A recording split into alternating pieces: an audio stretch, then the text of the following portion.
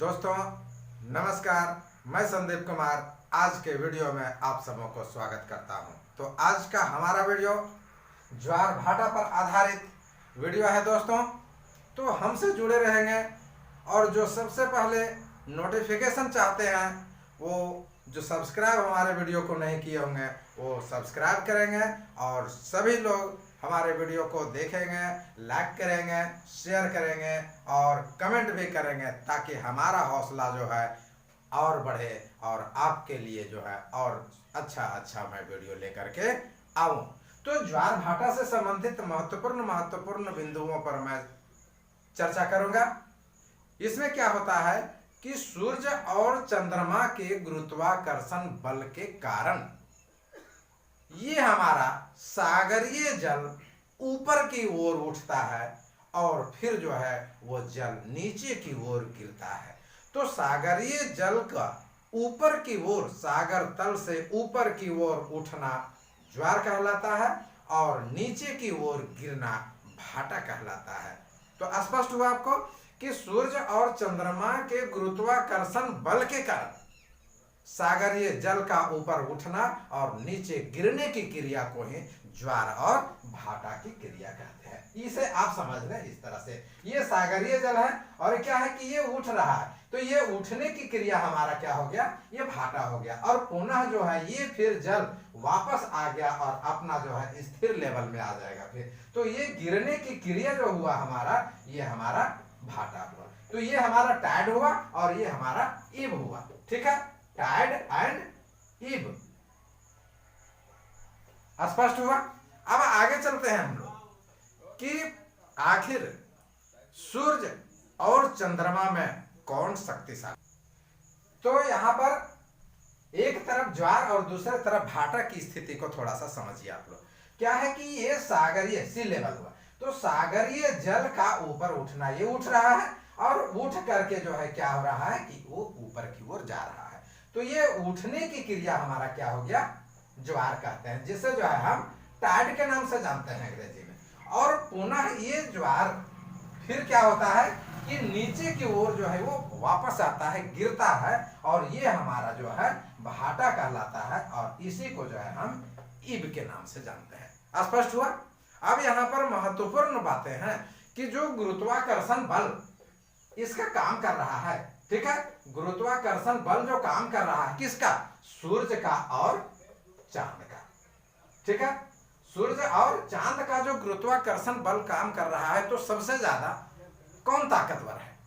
ऐसे आप जानते हैं कि सूर्य जो है पृथ्वी से बहुत बड़ा है, ठीक है, चांद सूर्य से बहुत छोटा है, लेकिन यहां पर क्या है, चांद शक्तिशाली है और वो अपने गुरुत्वाकर्षण बल सबसे ज्यादा सागरीय जल पर, पृथ्वी के सागरीय जल पर जो है चंद्रमा अपना जो है गुरुत्वाकर्षण को देता है।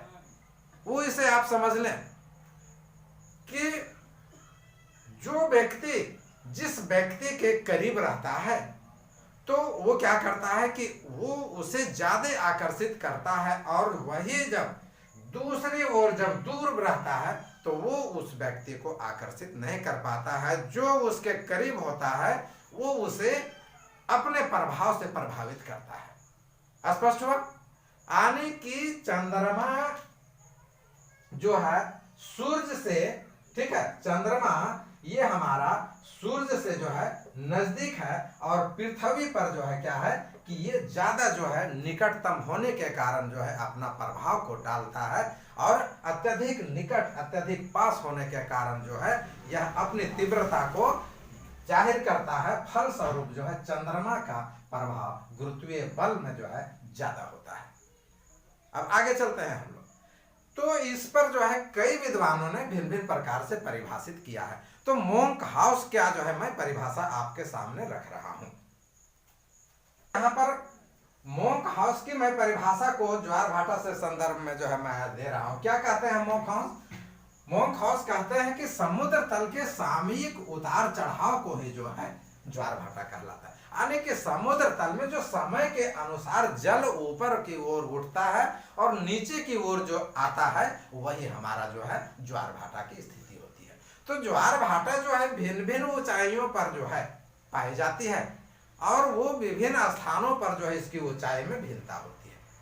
अब ज्वार की उत्पत्ति से संबंधित मैं आपके पास में कुछ बातें रखता हूं।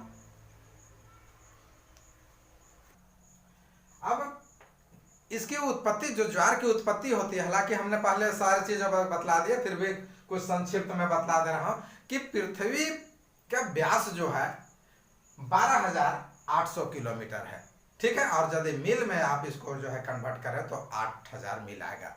वहीं जो है आप देखें कि चंद्रमा का केंद्र पृथ्वी के केंद्र से 3,84,800 किलोमीटर की दूरी पर है, ठीक है। हमारी पृथ्वी से चंद्रमा की दूरी 3,84,800 किलोमीटर। और वहीं आप देखें कि पृथ्वी के सतह, चंद्रमा की सतह से जो है इसकी दूरी को आप देखें तो 3,77,600 किलोमीटर है। कितना है? 3,77,600 किलोमीटर है। और वहीं आप सूर्य को देखें तो सूर्य जो है बहुत दूर है, ठीक है।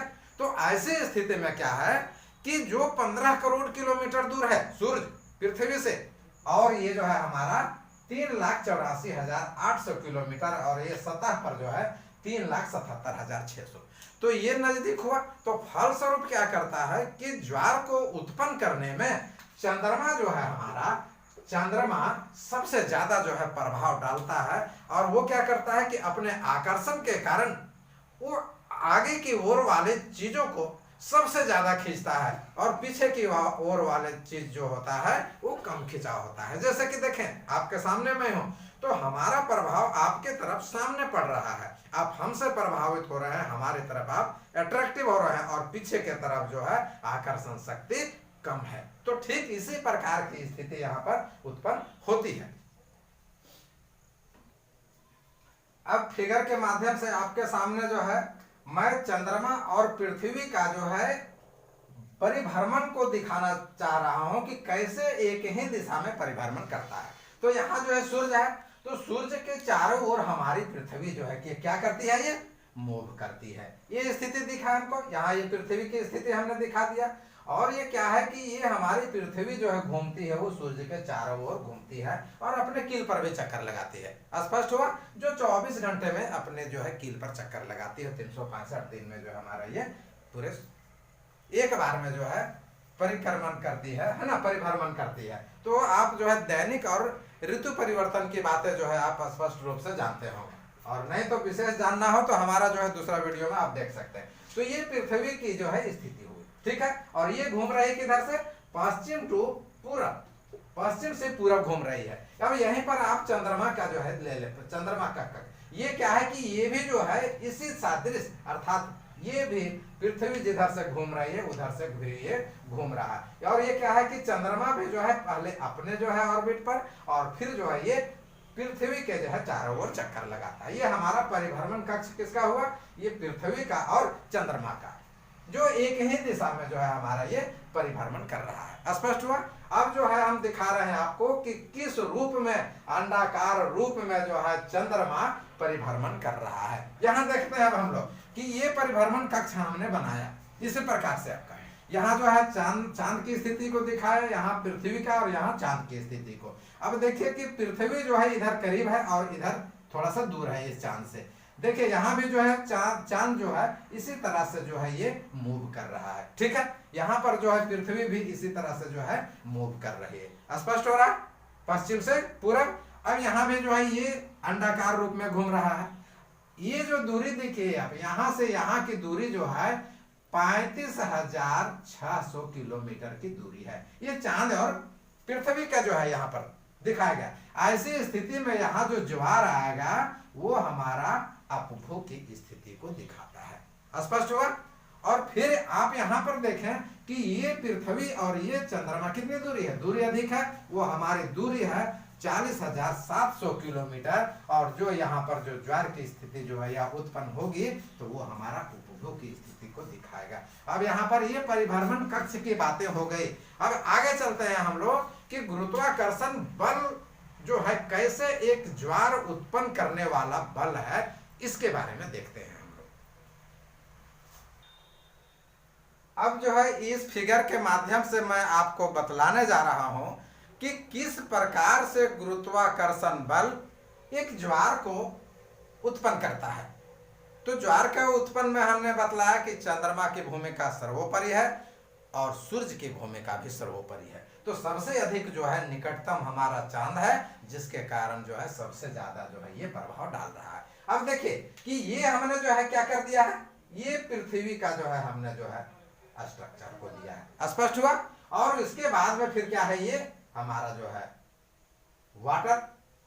अब देखिए क्या है कि ये जो है इसमें हमारा चंद्रमा का आकर्षण शक्ति काम कर रहा है, ठीक। ये इस पर जो है क्या खींचेगा, ये तो फिगर में देखा, खींचेगा तो सामने की तरफ से खींचेगा। ये चंद्रमा जो है खींच रहा है किसको, पृथ्वी तल पर सागरीय जल को जो है ये खींच रहा है। और ऐसी स्थिति में जो क्या है कि ये इस ओर खींच रहा है और ये इस ओर खींच रहा है, दोनों तरफ क्या कर रहा है कि खींच रहा है। खींचने के बाद क्या हो रहा है कि एक तरफ का जल जो है ये ऑटोमेटिक ये नीचे की तरफ जाएगा। आप रबर को भी खींचे तो देखिए गोल रबर, उसको इस तरह से रहता है तो खींचेंगे तो इस शेप में आ जाता है, आता है कि ना, यानी ऊपर वाला भाग जो है दब जाता है। ठीक यही स्थिति जो है यहाँ दिखाया गया है। या क्या है कि ये जो खींचा गया तो यहाँ पर जो है हमारा खिंचाव जो है इस जगह पर अधिक हुआ और इस जगह पर भी अधिक हुआ। तो जिस जगह में ज्यादा जल का खिंचाव हुआ वो हमारा उच्च ज्वार की स्थिति को उत्पन्न करता है। तो उच्च ज्वार कहाँ कहाँ उत्पन्न हो गया, ये दिशा में और ये दिशा में, यानी कि या के जगह पर और टा के जगह पर जो है हमारा उच्च ज्वार की स्थिति उत्पन्न हुई। अब 24 घंटे में है ना, दिन और रात की मैं चर्चा करने जा रहा हूं, बहुत महत्वपूर्ण इससे क्वेश्चन निकल रहा है दोस्तों।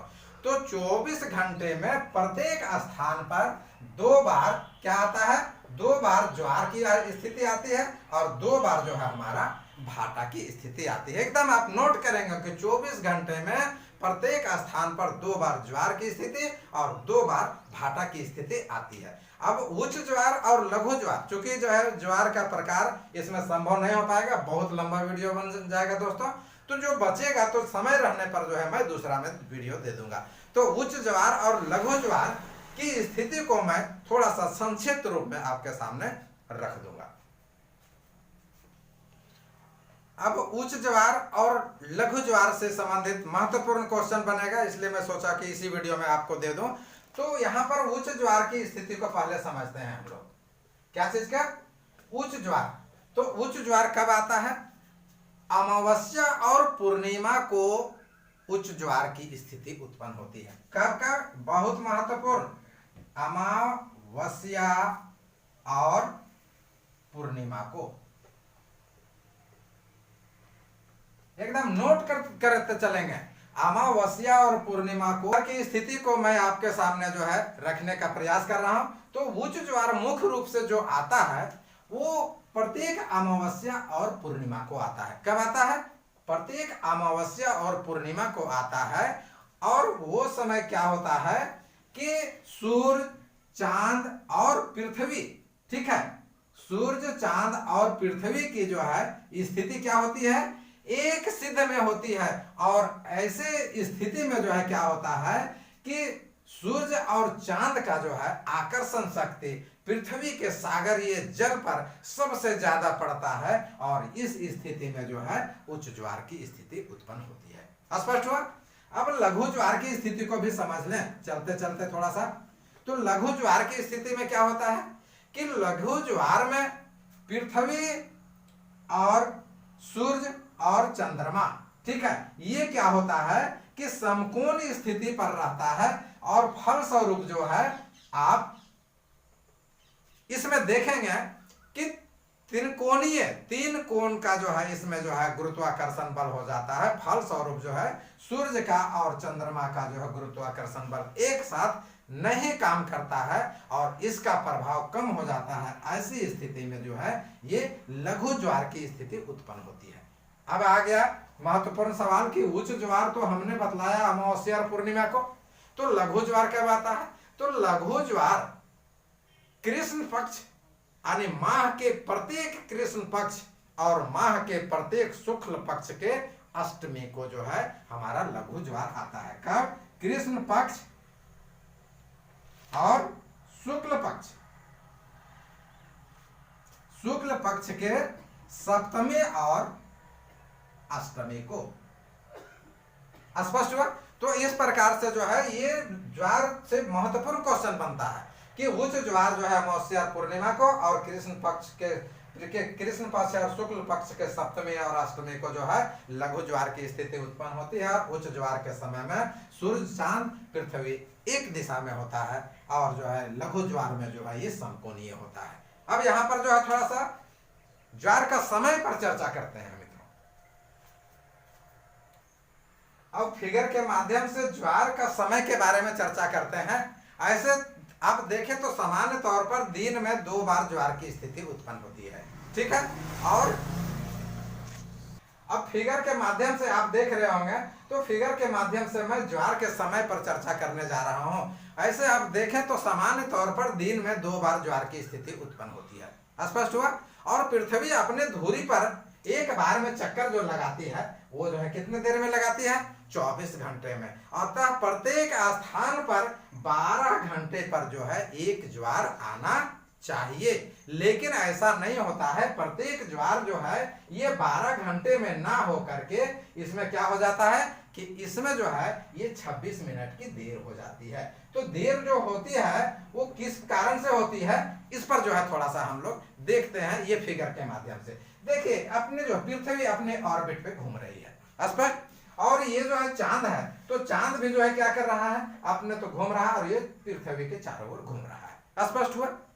तो पृथ्वी जो है हमारी कहां से घूमती है, पश्चिम से पूरब की ओर मूव करती है। ये हमने बतलाया आपको, पश्चिम से पूरब की ओर मूव करती है। और जो है हमारा ज्वार जो है क्या करता है, पूरब से पश्चिम की ओर जो है वो गमन करता है, स्पष्ट हुआ, चक्कर लगाता है। अब क्या है कि चंद्रमा के आकर्षण शक्ति से ज्वार उत्पन्न हो रहा है। यहां से चला है, ये हमारी पृथ्वी घूम रही है, ये चांद घूम रहा है, तो स्वाभाविक रूप से जल का जो तल उठ रहा है, ठीक है, जल का जो है भाग उठ रहा है। यहां तक है, तब तक क्या हुआ कि चांद आगे भाग गया, ठीक है।